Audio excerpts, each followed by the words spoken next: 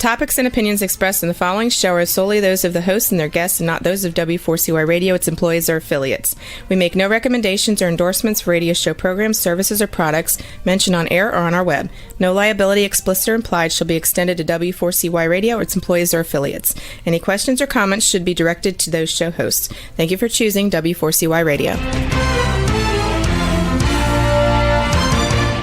Welcome to the Ask the Experts show on W4CY Radio and Talk4 TV, where we bring you educational information from top local experts in the fields of legal, health, financial, and home improvement. Now sit back and listen to experts in family law, association law, hearing loss, business brokers, home care, along with many other topics. Now here are your hosts, Steve-O and Sophia.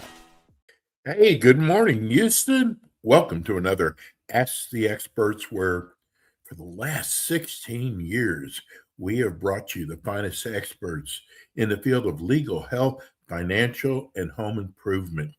It's amazing. Our shows on community association across the country always do so well. And we have actually had a lot of people ask us, why aren't you doing something on condo and HOA laws? And we just really didn't have an opening.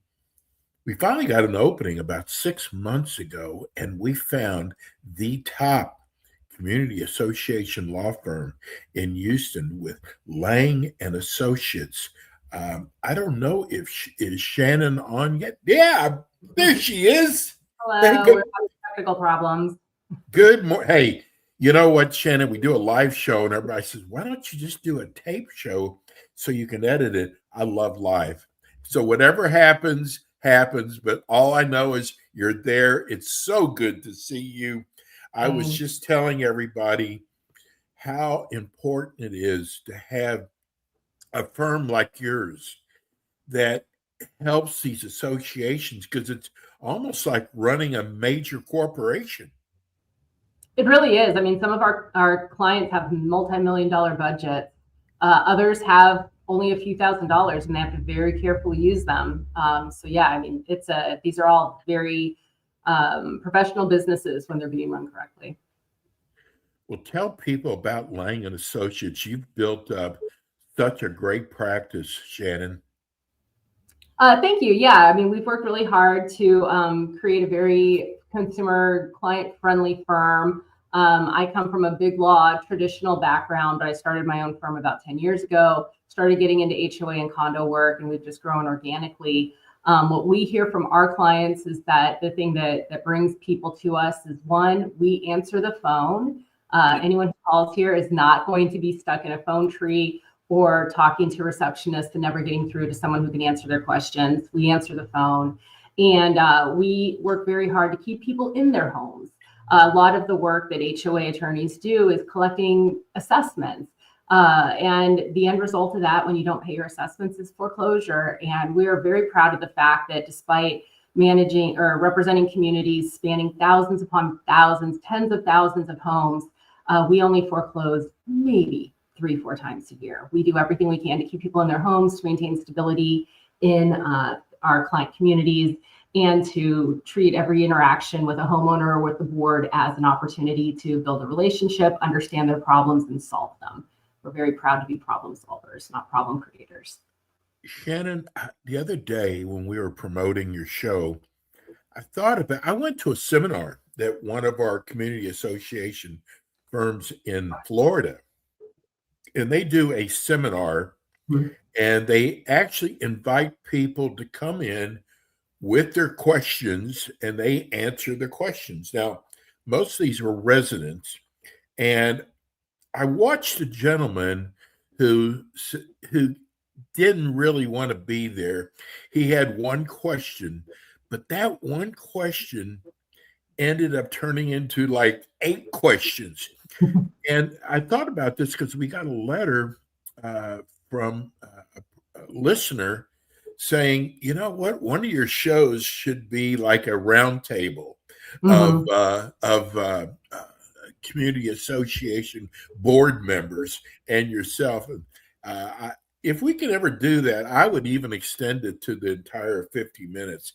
I think that would be an incredible, because people have so many questions in your area. They really do. And that's something that we offer to management companies. We've gone into management companies here in town and just been available to the staff to answer questions in an open forum. And we've got really positive feedback from that.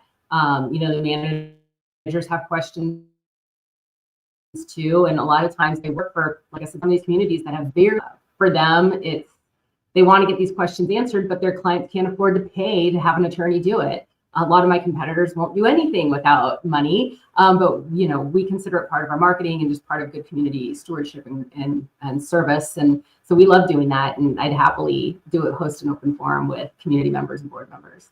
Oh, I think that would make for a great show.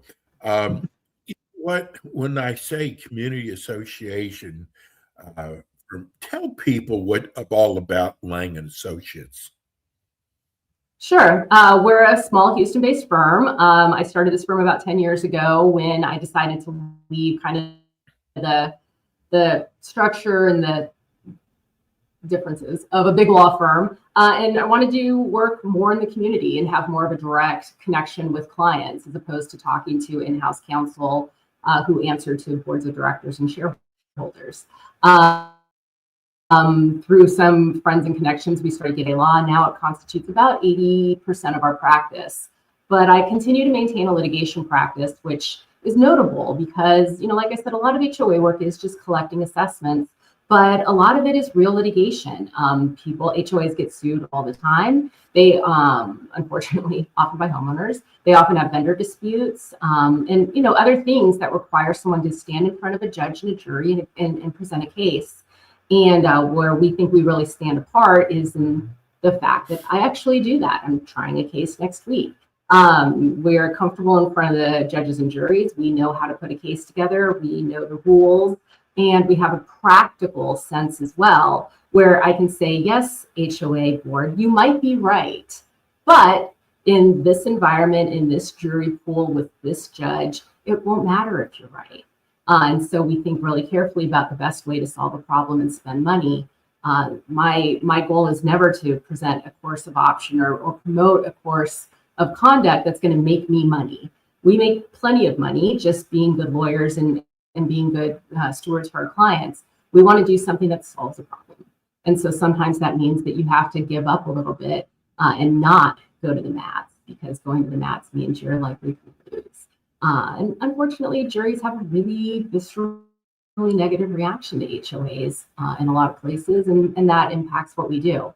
So when we talk to potential clients, we tell them, we have a practical approach to solving problems. And because we go to court, we don't just sit in an office and push out debt collection letters. We really can help your business grow and succeed. Here in Florida, it's been made a big deal about Zooming meetings. Do you have that same thing in Houston? We do. And, in the beginning, when COVID first hit, there was a lot of pushback to Zoom, and in pockets that has continued. But I will say that with time, people have really perfected how Zoom meetings are held. And I have found across the board that participation goes way up. We hear all the time from our clients that nobody participates. No one runs for the board. Nobody cares. And, that's often true. But I think one of the issues is that for a lot of folks, especially folks in deed restricted communities, a meeting held on a Wednesday night at 7 is not a meeting they can go to, because at 7 o'clock, they're feeding the kids and getting them bathed and putting them to bed. But when you're able to log on Zoom and listen to it while you're feeding the kids and bathing them, you can participate. You can be a more active member of your community. And we feel that when members are able to really see what it means to have an HOA and run an HOA, they're more likely to want to volunteer. So I like Zoom. We often with our clients suggest that Zoom meetings be conducted, but that we couple that with in-person town halls or social events, because it is also important for people to meet each other and to meet their board members and to know who's leading them. But I'm a fan of Zoom. We've really manage to make it work. It also cuts way down on disruptions in communities that have those handful of constant disruptors. Shannon, I wanted to bring this up for the show. It's so funny because we get a lot of the letters from people and, always complaining.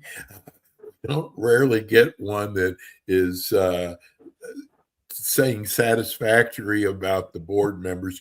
But I got to tell you, I don't understand why more people don't run for their boards, where they could make a difference. And I get a lot of letters, people say we have a hard time getting people to run for the boards. Do you agree with that more people should run for their board?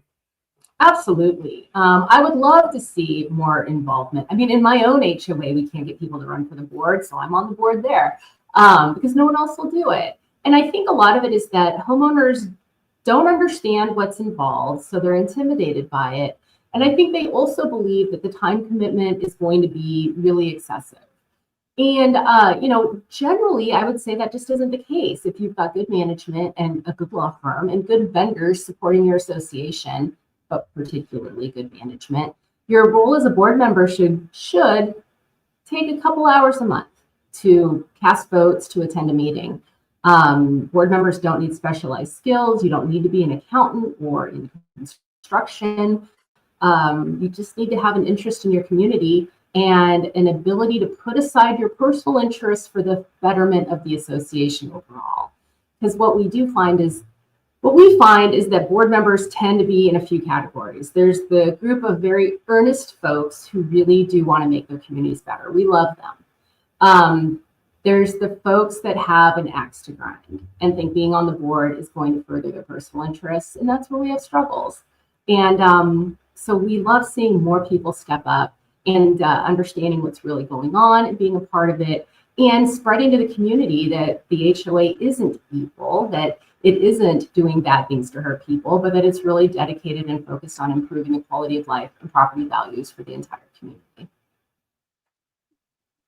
Well, I want to bring this up, Shannon, because someone wrote a letter in, and you kind of just answered it, but they want to know what kind of background do you need to run for the board? Right. I mean, none.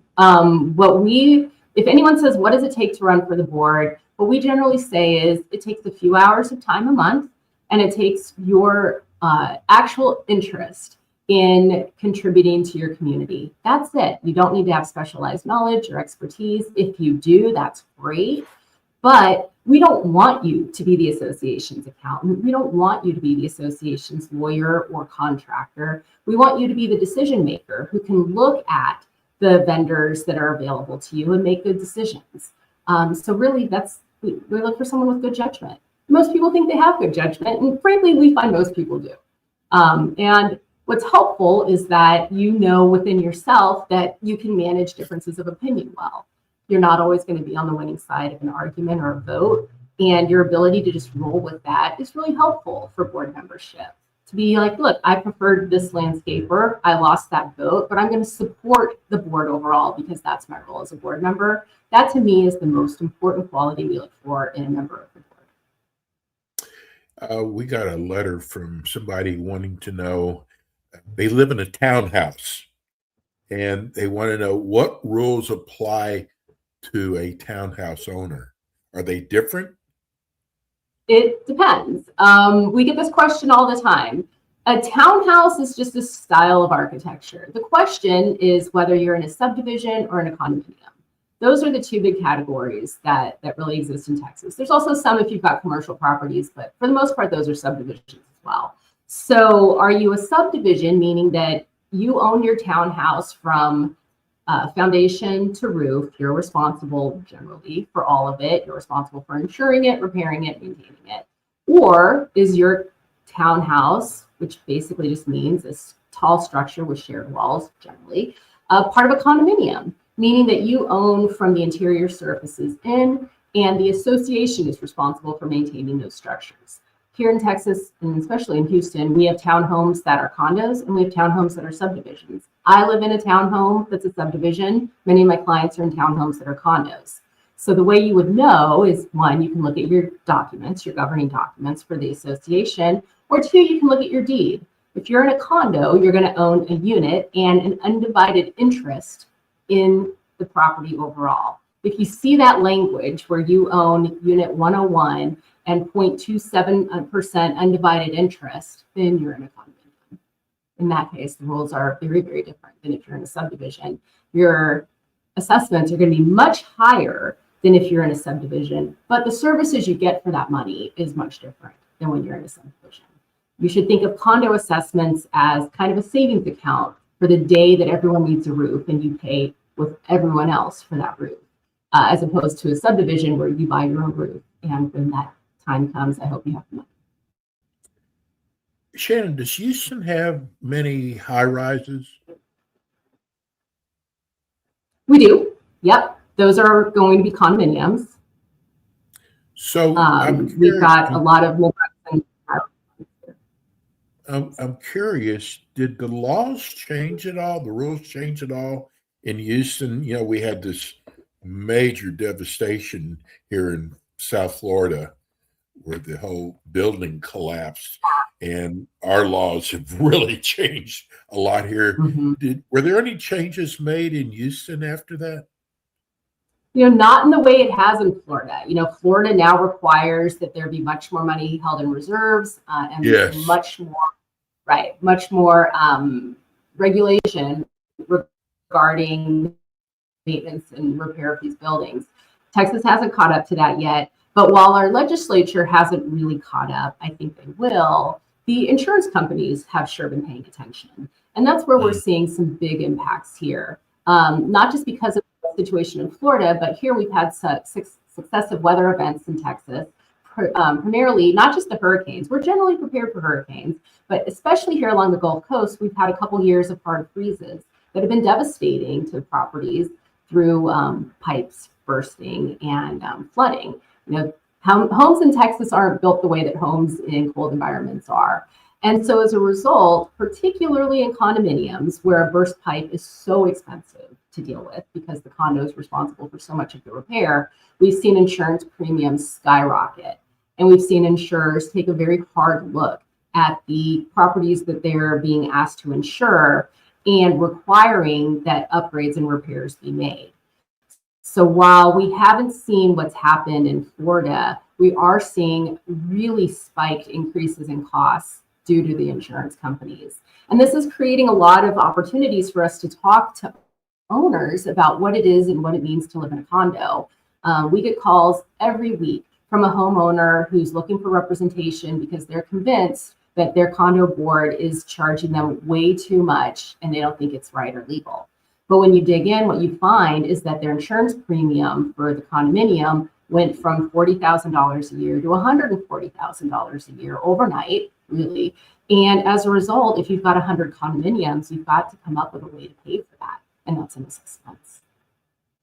So we're seeing these insurers kind of drive better and increased maintenance and oversight of our condominiums in Texas.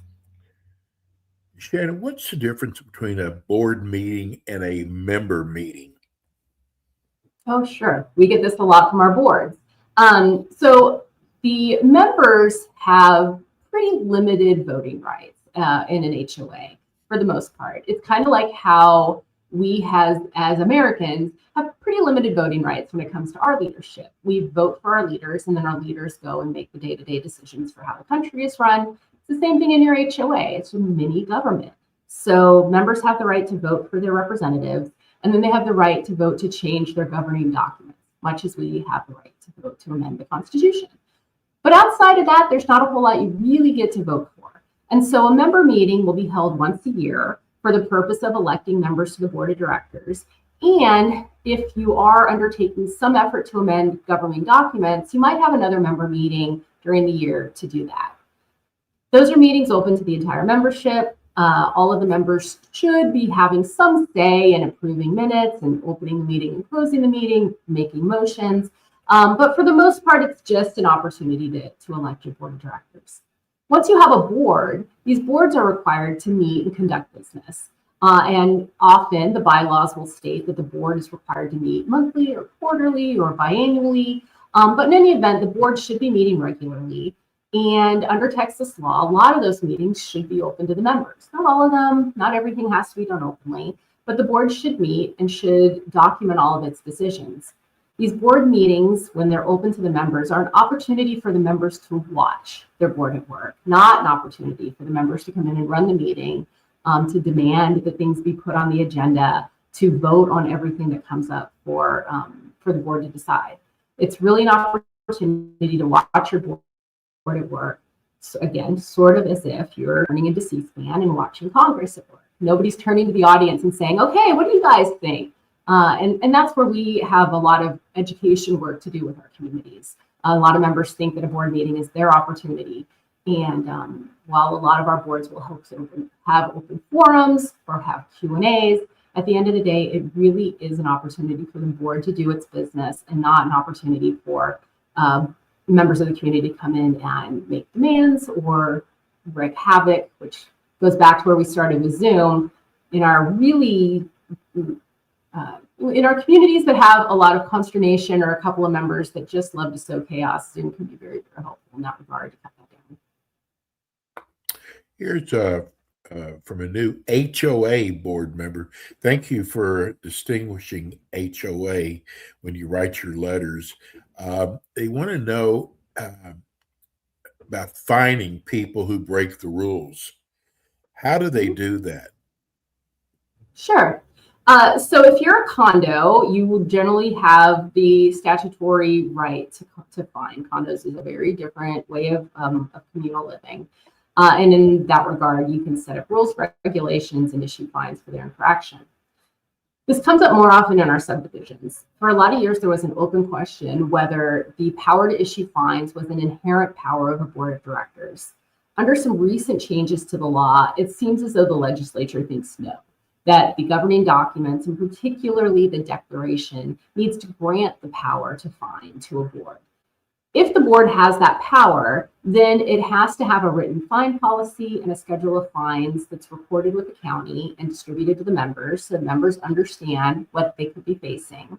And then for most infractions, the board has to provide a very special letter that provides notice and an opportunity to cure. So if somebody, say, is seen on camera not picking up dog waste on a common area, and that's something for which a fine can be issued, a letter will go out that says, hey, you can't do this. And if you don't correct this behavior, then you're going to get fined. And you have 30 days to request a meeting with the board of directors to discuss and attempt to resolve your infraction. At that point, if the infraction doesn't resolve, a fine can be assessed. And if the infraction occurs again over the next 6 months, you don't have to send another letter, you can just fine.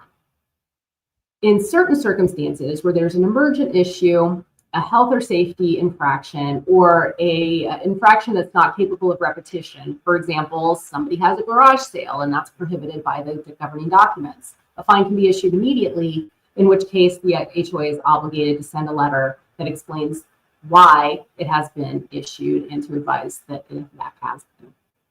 But the important thing is, do you have the power to fine? And if you do you have a compliant policy on file with the county?